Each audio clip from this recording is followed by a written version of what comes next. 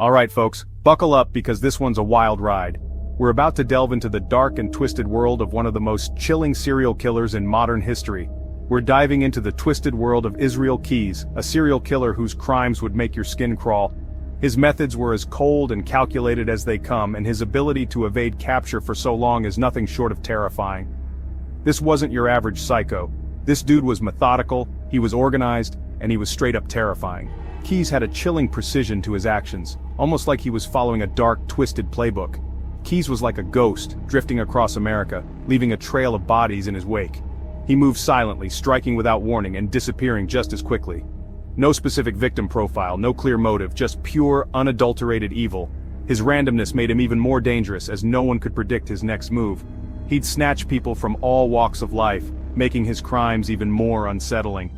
It didn't matter who you were or where you came from, if you crossed paths with Keyes, you were in grave danger.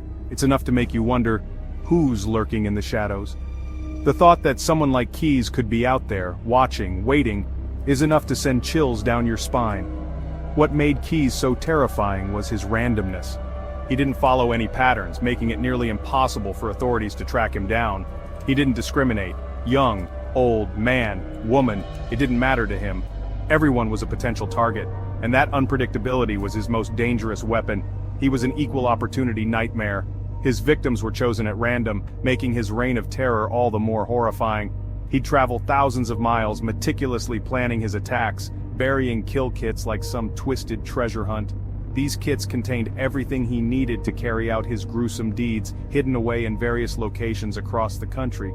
This is the story of a killer who turned the entire country into his hunting ground. From coast to coast, no place was safe from his deadly game. This is the story of Israel Keyes, a man whose name will forever be synonymous with fear and horror. Now let's get into the nitty-gritty, the gruesome details. Between 2001 and 2012, Keyes confessed to 11 murders. But hold on, it gets worse. Investigators believe the real body count could be much higher. We're talking potentially dozens of victims. His confirmed victims were scattered across the US from Vermont to Alaska. These weren't quick, impulsive killings either. This guy enjoyed the torture, the suffering. He'd often hold his victims captive for days, subjecting them to unspeakable horrors before finally ending their lives. The lack of a pattern, the sheer brutality, it all points to a deeply disturbed individual. His crimes weren't just about taking lives, they were about exerting control, about playing God. And the scariest part, we may never know the true extent of his reign of terror. Here's where things get really interesting, and by interesting I mean bone-chillingly creepy. Israel Keyes was not just any criminal, he was a meticulous planner, a predator who thrived on the thrill of the hunt. Keyes was a master of disguise, a chameleon blending into the background. He could be anyone, anywhere, at any time. He was a construction worker, a handyman, always ready to take on a new identity. A drifter, whatever it took to stay under the radar. His ability to adapt was unparalleled. He crisscrossed the country in stolen cars using prepaid phones and fake IDs. His movements were calculated, his tracks meticulously covered. He'd fly into one state, rent a car, commit a murder, and then vanish without a trace. His methods were as varied as they were chilling, and then vanish without a trace.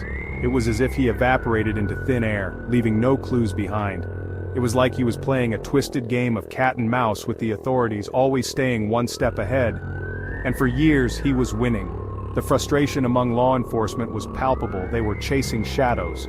This nomadic lifestyle was the key to his success, allowing him to strike and disappear before anyone knew what had happened. Or should I say, his ability to evade capture. His movements were like clockwork, precise and untraceable. He never stayed in one place long enough to arouse suspicion. His transient lifestyle was his greatest weapon. He was a ghost, a phantom, an enigma that haunted the dreams of those who sought to catch him. A figment of everyone's worst nightmares. His presence was felt, but never seen, a dark shadow lurking just out of sight. Now you might be thinking, there's gotta be a pattern here. Killers target specific types, right? Not Keyes. He didn't give a damn about age, race, gender, or social status. He'd target anyone who was vulnerable, anyone who crossed his path at the wrong time. This randomness was his most terrifying weapon. It meant that no one was safe. You could be walking your dog, pumping gas, or just sleeping in your own bed, and Keyes could be watching, waiting for the perfect moment to strike. He preferred to kill in isolated areas, national parks, campgrounds, places where he could operate undisturbed. He'd often bury his victims' bodies in shallow graves or dump them in rivers and lakes, making it even harder for law enforcement to connect the dots. Section 5. Kill Kits and Burial Caches, a Killer's Grim Toolkit. This section delves into the chilling and methodical preparations of a man who turned murder into a calculated art form. Israel Keyes took premeditation to a whole new level.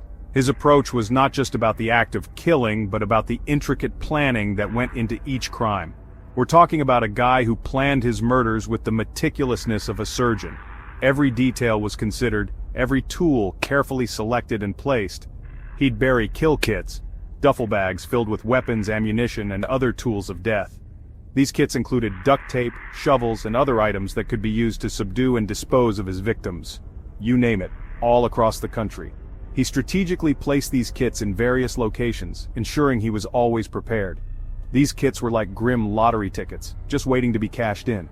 Each one represented a potential future crime, meticulously planned and ready to be executed.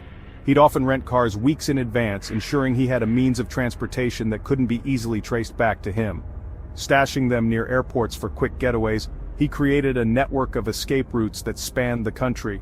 He'd even research potential victims online, learning their routines, their weaknesses, their vulnerabilities. This digital stalking allowed him to select his targets with precision. This wasn't just about killing, it was about control, about playing a deadly game where he was always the master, about playing God with people's lives. He reveled in the power he held over his unsuspecting victims. The discovery of these kill kits sent chills down the spines of investigators. It was a stark reminder of the cold, calculated nature of his crimes. It meant that Keyes had been planning these murders for years, that each kit was a testament to his long-term commitment to his dark desires, that he was always one step ahead, always thinking several moves in advance, like a grandmaster in a deadly game of chess. Section 6. Capture, Confession, and a Final Act of Defiance, the End of Keyes' Reign. After years of terrorizing innocent people, Keyes' luck finally ran out in 2012. He was arrested in Texas for the murder of an 18-year-old barista named Samantha Koenig. But instead of facing justice, Keyes decided to take the coward's way out. While in prison, he confessed to numerous other murders, providing chilling details that only the killer could have known. He even drew maps and wrote poems about his crimes, taunting authorities with his depravity. And then, in a final act of defiance, Keyes took his own life in his prison cell.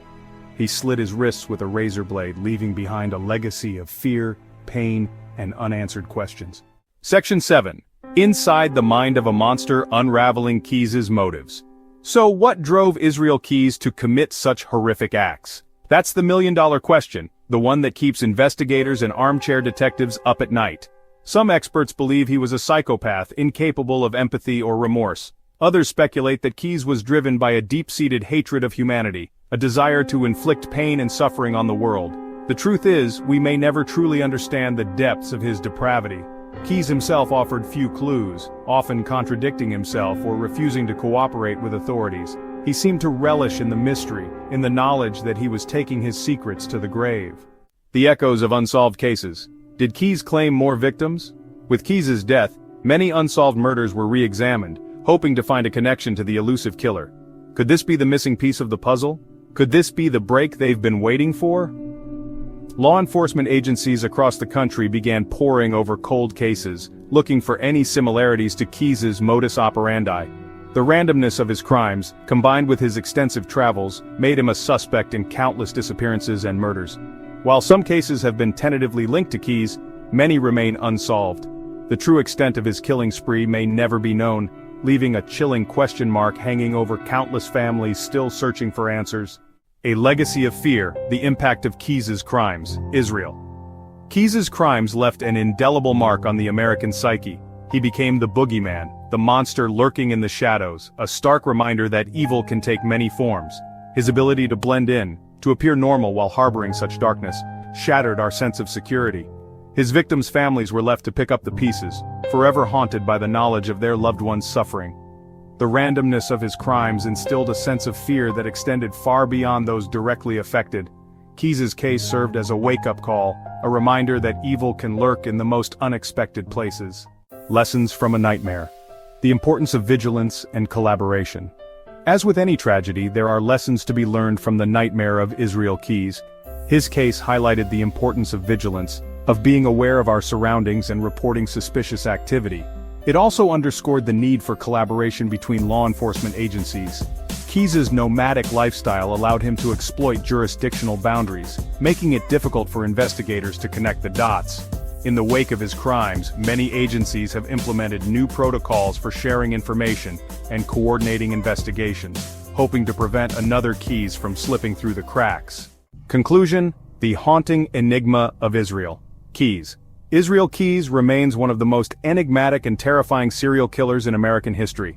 His methodical planning, his nomadic lifestyle, and his utter lack of remorse set him apart from other killers. Even in death, Keyes continues to cast a long shadow. His refusal to disclose the full extent of his crimes ensures that his case will remain open, a haunting reminder of the darkness that can lurk within the human heart.